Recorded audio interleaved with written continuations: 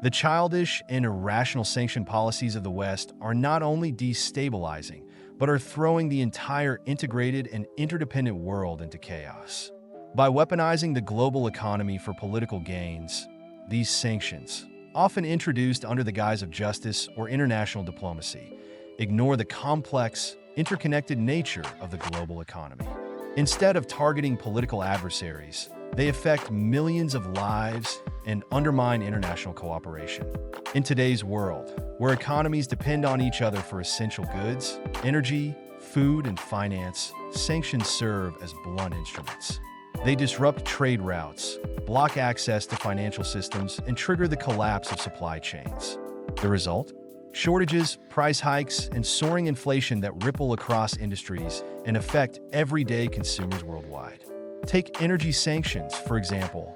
The sharp rise in fuel costs has hit transportation and manufacturing industries hard, passing those costs directly onto consumers. From higher electricity bills to more expensive goods, these sanctions are impacting everyone, especially those who can least afford it. Similarly, agricultural sanctions are leading to food insecurity, particularly in developing nations that rely heavily on global imports to feed their populations. By weaponizing the economy, the West is transforming trade, finance, and resources into tools of conflict rather than cooperation. This short-sighted approach ignores the reality that global economic stability depends on collaboration, not coercion. And the consequences are clear: retaliation, tit-for-tat trade wars, and currency devaluation. Nations targeted by sanctions are turning to other global powers or forming alliances to bypass these measures, weakening the West's influence and deepening global divides. But these sanctions don't just harm the intended targets, they backfire on the very countries imposing them. Western businesses lose access to key markets, face supply chain disruptions, and see their competitiveness fall. Meanwhile, industries in sanctioning nations struggle with shortages of materials, components, and energy. And consumers? They're left to shoulder the burden with higher prices for basic goods and services. The interconnected nature of our global economy means that when one part of the world is economically strained, the effects reverberate everywhere. By weaponizing the economy, the West is undermining trust in international institutions like the World Trade Organization, replacing collaboration with suspicion and division.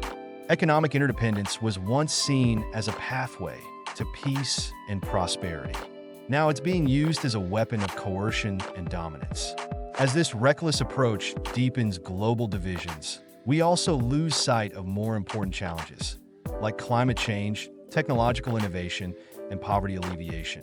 Instead of working together to solve these global issues, nations are retreating into self-interest, focused on survival rather than cooperation. In conclusion, the West's current sanction policies, which weaponize the global economy, are not just chaotic, they are dangerously irresponsible. These policies are creating a fragmented, distrustful world that threatens not only the immediate targets of these sanctions, but the global economy as a whole. To avoid a future of division and conflict, the world needs a more mature approach. Diplomacy, cooperation, and mutual growth, not economic warfare, should be the focus.